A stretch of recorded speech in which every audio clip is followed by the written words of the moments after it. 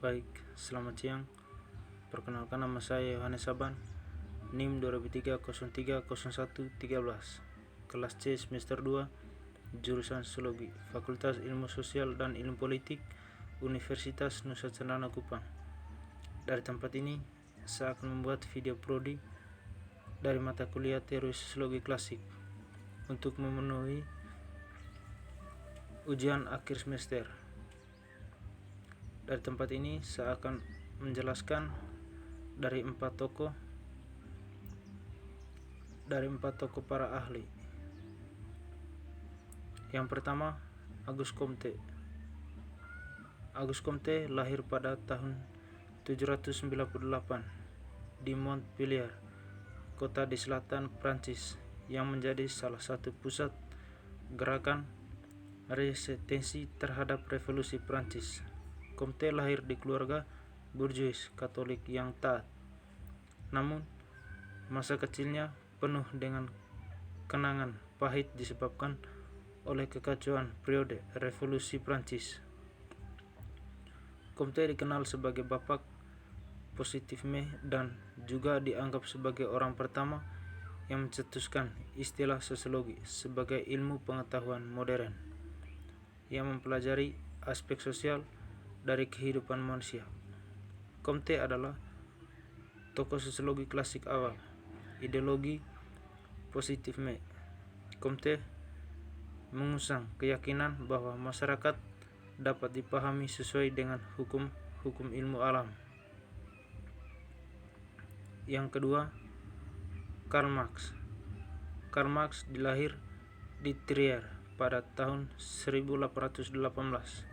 Semasa muda mengklaim diri sebagai seorang Hegelian.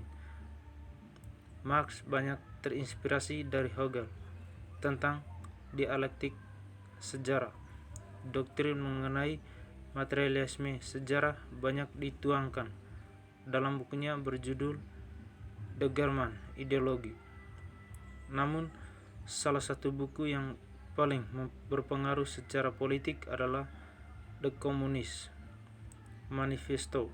Dalam buku yang terakhir disebutkan Marx mengintegrasikan pemikirannya mengenai ekonomi politik, analisis kelas, dan organisasi sosial. Bersama Sophie Friedrich Engels, Marx mencetus teori tentang eksploitasi dalam melihat hubungan sosial antar dua kelas yang saling bertentangan, bourgeois dan proletar. Kaum pekerja proletar merupakan kelas yang teralienasi dari banyak aspek, dari anggota kelasnya sampai produk yang dihasilkan sendiri. Das Kapital adalah buku tentang kritik terhadap sistem ekonomi politik kapitalis setebal 2000 halaman yang ditulis Marx. Engels berkontribusi pada jilid yang ketiga. Yang ketiga, Max Weber.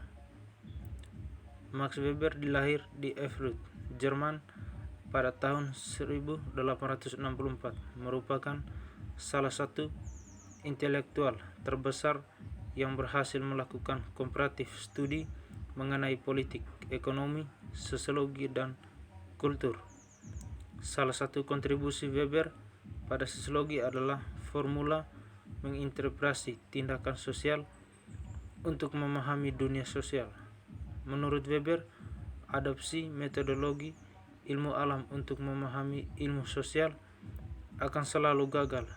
Ilmu sosial memiliki logikanya sendiri yang berbeda sama sekali dengan ilmu alam. Logika ilmu sosial adalah logika subjektif, di mana unsur subjektivitas selalu melekat pada manusia sebagai subjek dari realitas sosial itu sendiri.